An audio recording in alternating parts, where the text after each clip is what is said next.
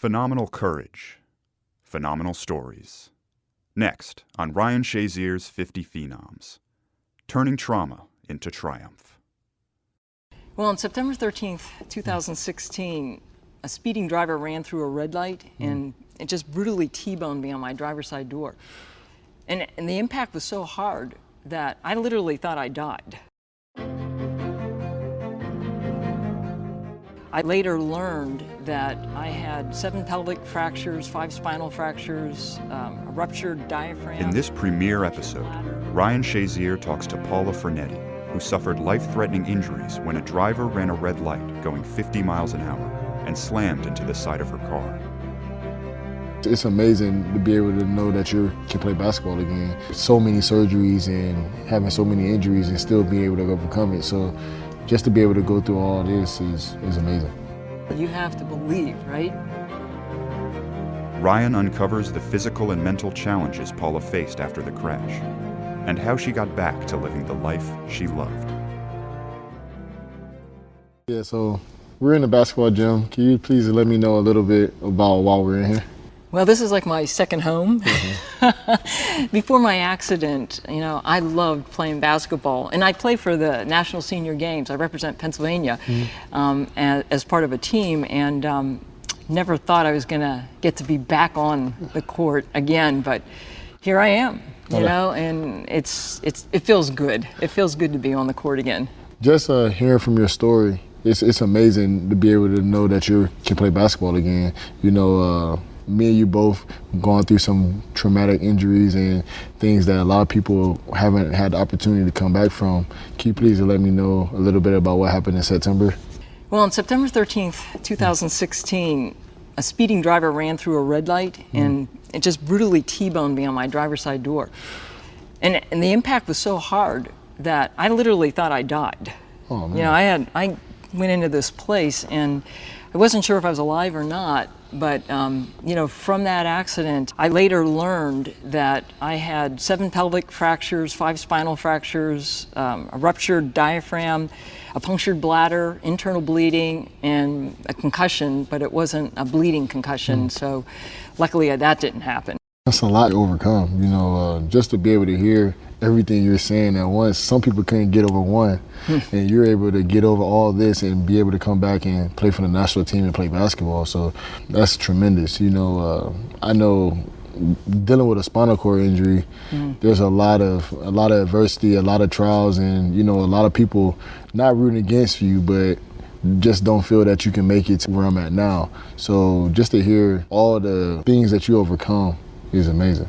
And I can relate to what you're saying, Ryan, because there's what you believe and what I believe, right. Where I was going to get to.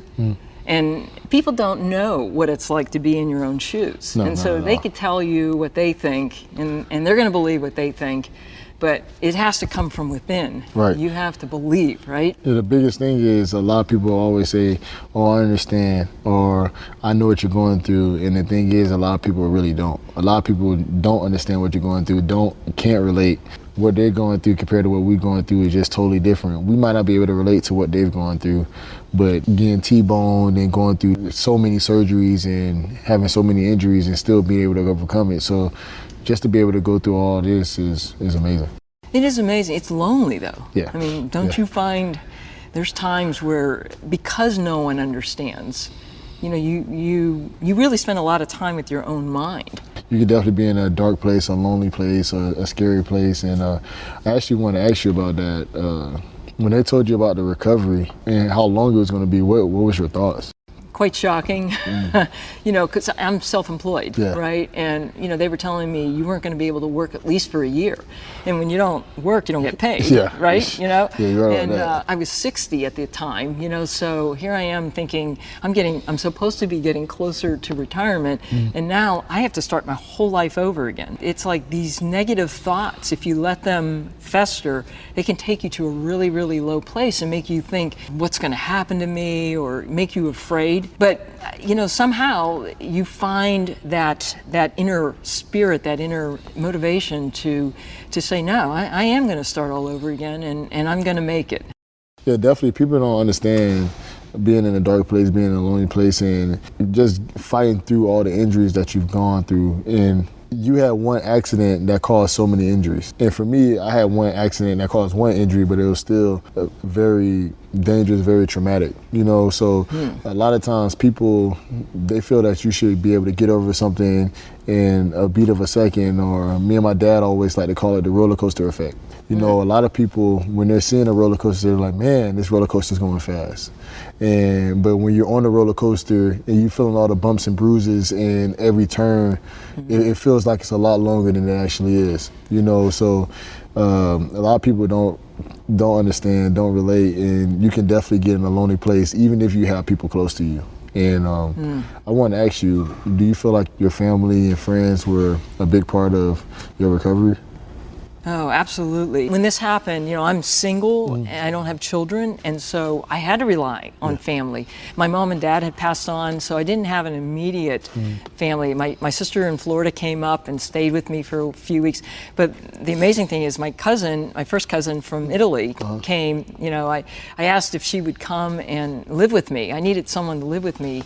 And she lived with me for 6 weeks. Oh, and, that's amazing. Yeah, totally amazing. And then my friends, you know, my basketball friends and, you know, neighbors and what have you, they would come by. And even though everyone is there and supplying you with whatever you need, I think the hardest thing is losing your own independence. Yeah.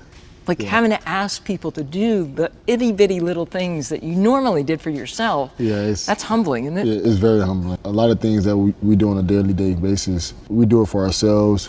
We can handle things for ourselves, and not even like when it comes to brushing our teeth or even just getting in and out of the bed. You know, those things are hard when you have to depend on somebody else to help you. You know, and sometimes it almost feels like you're wasting other people's time, but you're not, because you know they want to be there for you. But at the end of the day, normally you don't have to ask for help. So the fact that you have to ask for help, it almost like a burden on yourself, because it feels like, I know how I can do this by myself. I've been doing this myself my whole life, and now I feel like I have to ask for somebody's help for every single thing I can do, and I know it's very frustrating. I mean, did you struggle with like you know, just the fact that you had to ask, and you know, like it's like almost humbling. Yeah, it's almost you get like angry. I definitely went through a phase when I had to understand, hey, I need to ask for help, and hey, I need to ask for guidance, because it's certain things I couldn't do myself. I knew I couldn't walk up and down the stairs myself, or I knew I couldn't get in and out of bed myself sometimes, and so I needed help. So I know I needed help when it came to just being able to be in the bed and turn a certain way, you know, so just to be able to ask for help, ask for guidance, ask for the ones you love to be there for you, it means a lot to know that they're there for you, but it still was tough, because you get in the moments when you feel, hey, I've done this by myself my whole life, and now I need to ask for help, and it's very frustrating.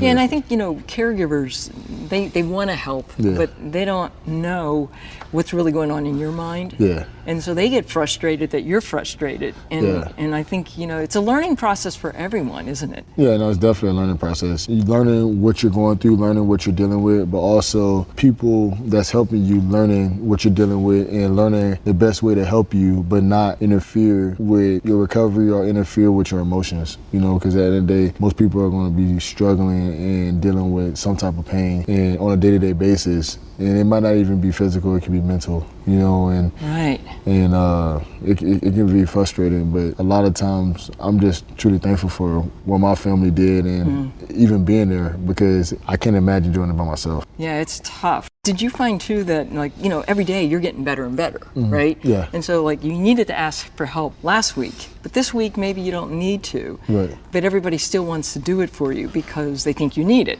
And so it's hard to judge when am I not needing help and when do I need help. When did you feel like you needed help the most?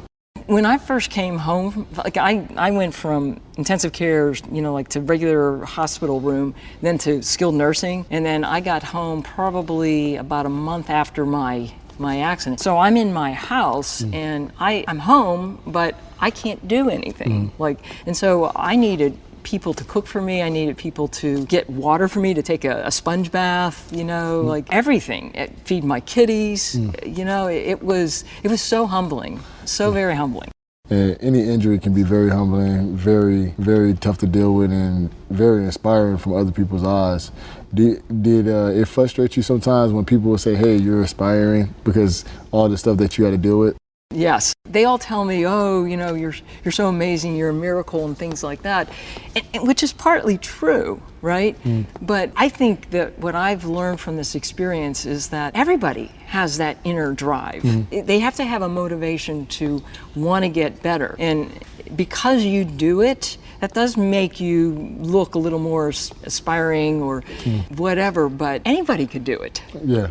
Right? Anybody can do it. It's just we have to figure out the way to get our minds to understand every day is going to be a challenge. Every day is going to be tough, but I have to fight through it. And what are some of the ways you feel that helped you overcome that or helped you get through that mental state?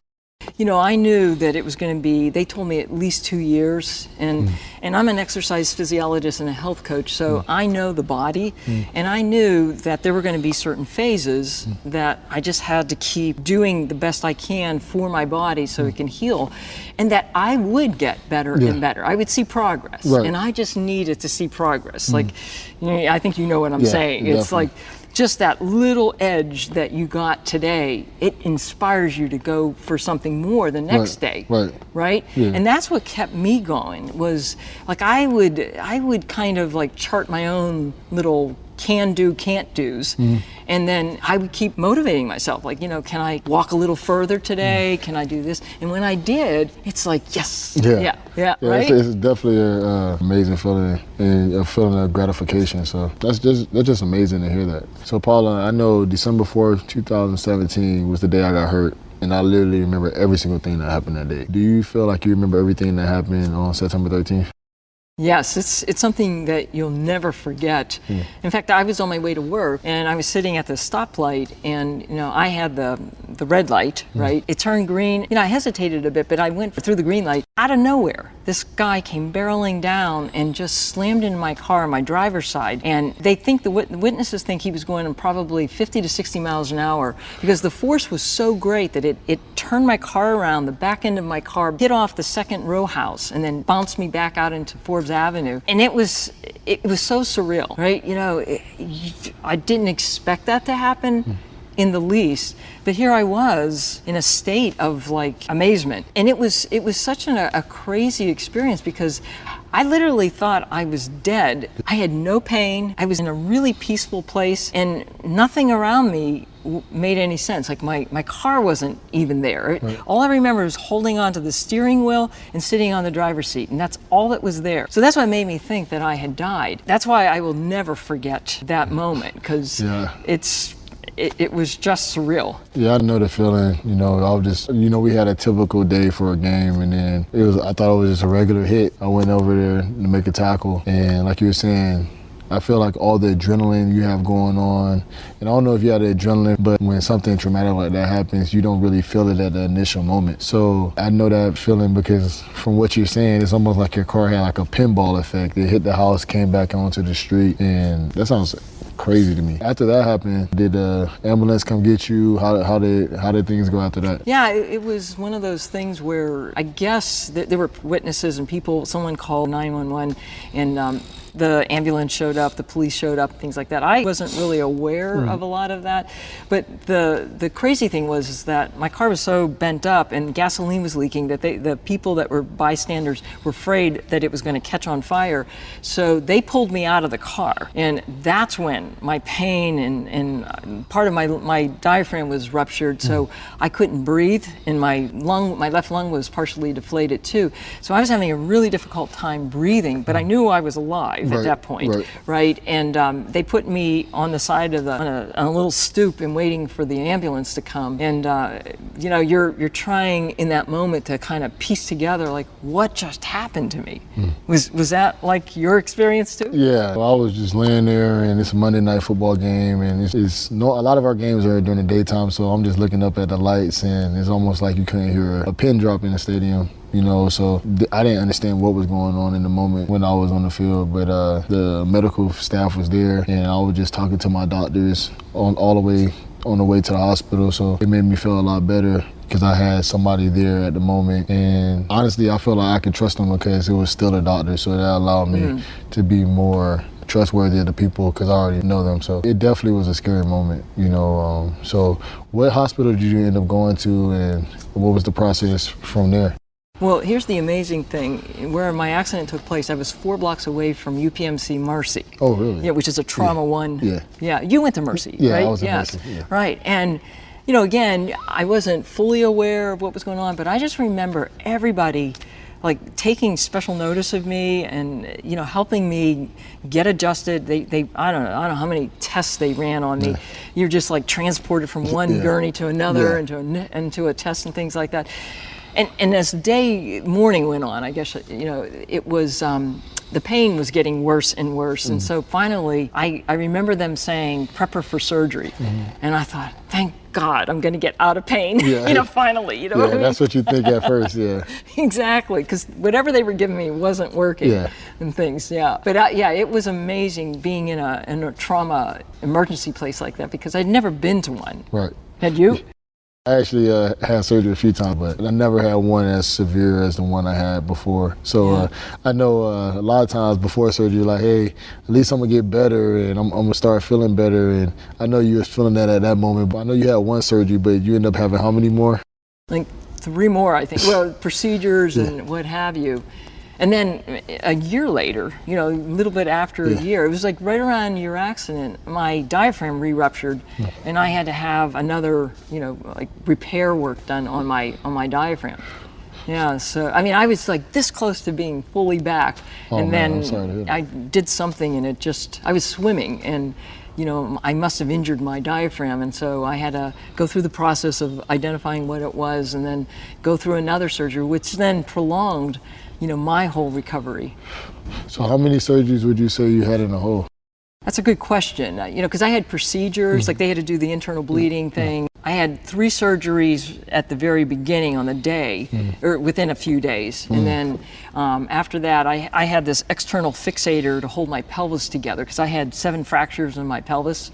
And the amazing thing about the largest fracture in my pelvis was right in my sacrum, very close to like where your injury, yours was like in the lumbar vertebrae, but my sacrum, you know where the holes of your sacrum, like that just snapped off. Oh, really? Yeah, and so they had to put me back together. And I should have had like nerve problems, chronic pain, you know, paralysis. They weren't sure, and I wasn't sure until like 5 days later, you know, when I sort of was off the ventilator and all these things were coming together. You know, am I going to be able to walk? You know, that type of thing. So my heart goes out to you. Yeah, I mean, it's like I can feel for you. It's definitely a scary feeling when you don't know if you're going to be able to walk again or get back to where you were. But it sounds like you've been making amazing progress, especially from all the things you just said you came from. What were some of the goals that you had? I know in every goal that we set, it doesn't matter if you've been injured, you play a sport, or even in real life. Everybody has goals, and it's always a crossroad, a point where you're like, man, this is not going the way I want to go. So what are some of the things that you feel happened to you? Yeah, that's funny that you should say about that crossroad experience. I remember I was in ICU,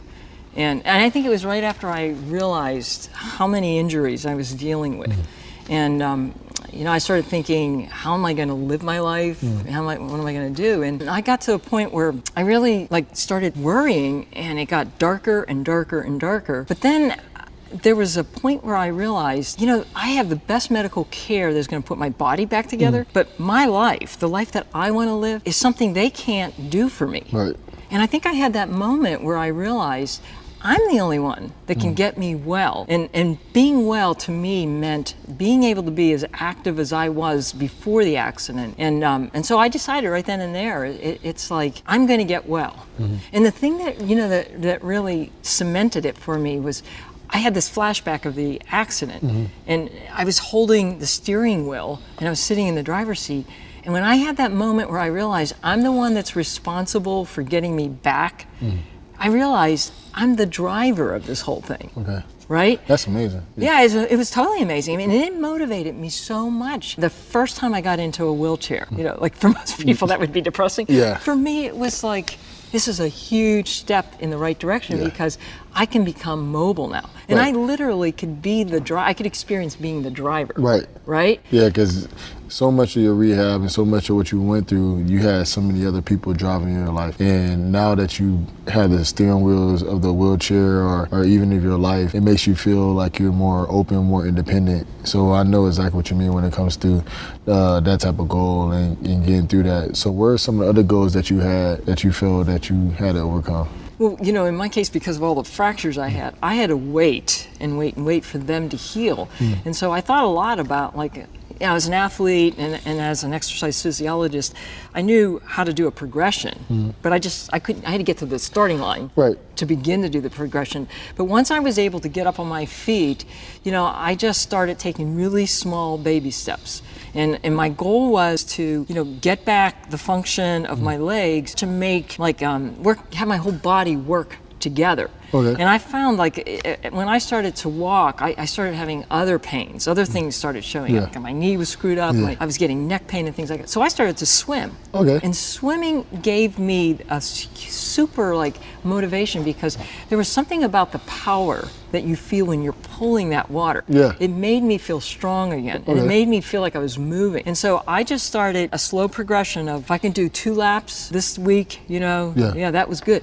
And then before you know it, I had worked myself up to an hour of continuous swim. Oh, really? You know, and I was finding, like, little aids. Like, I had a snorkel, so I didn't have to worry about turning my head to breathe, you know, and I got little paddles so I could increase the resistance and things. So I think you can relate as an athlete. It's like, you can do this, you have to get stronger, you have to test yourself. And I had to, like, test myself. Sometimes I overdid it. Yeah, Right? no, it's definitely gonna be times when you overdo it. Sometimes when the doctor says, "Hey, you need to slow down," or things like that. But I feel a lot of those times it helps you get to where you want to be. Sometimes you might go overdo it a little bit, but the extra that you're putting in actually is helping you more than somebody else that's not putting that extra work.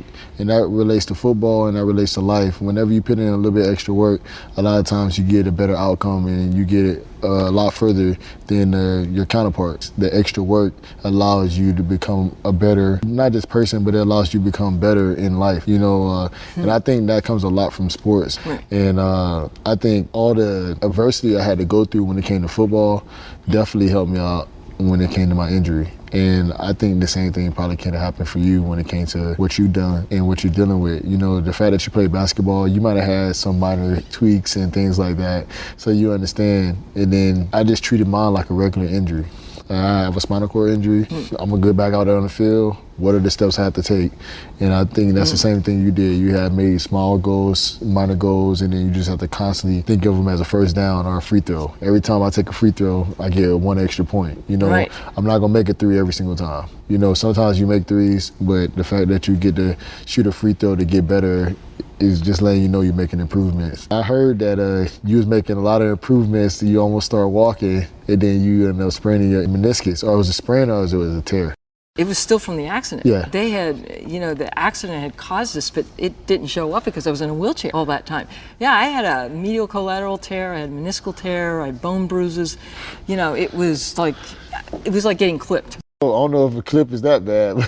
Yeah, no, but definitely just the fact that you've been able to get over all that. That was my first big setback, and I mean, I remember crying when I found out, you know, the MRI results, because I just started to walk, you know, in a walker. I mean, it wasn't like I was walking, and now it was like I had to pull back and let that heal. And, you know, I'm sure you've had these moments where it's like, you're like 3 steps ahead and then all of a sudden you're 5 back again. But the adversity always helps you get to where you want to be. You know, what does the saying say? In the darkest part of the night is always before the sunrise. Yes, So yes. I think all that adversity we're both dealing with definitely helped us get to where we are now. So I heard you wrote a book. What is the name of it? What is it called? What is it about? Well, it's funny you should say, the book is called Driving Force, How One Woman Rebounded from Life-Altering Injuries and So Can You, right? And it all came about from that moment of realizing I was holding the steering wheel and sitting in the driver's seat, and that was my driving force for being able to make it through all those adversities that you're talking about, because I knew God had saved my life. Right. Like, I knew there was a reason for me to be alive. Amen. But I had to go this long distance, and hearing that it was going to be 2 years, I thought, I don't know. I don't know if I can go that long, right? Yeah, 2 years is a long time. Yeah, exactly. However, it didn't take 2 years, Yeah. right? Because of my faith and you know, being able to overcome those adversities, finding that spirit within you, and being able to utilize like the power that you have, you know, to heal and to like really envision what you want. And that's what Driving Force is all about. It's these 6 principles that I discovered as I was doing it. You know, that led me down that road of being able to not give up, to go the distance.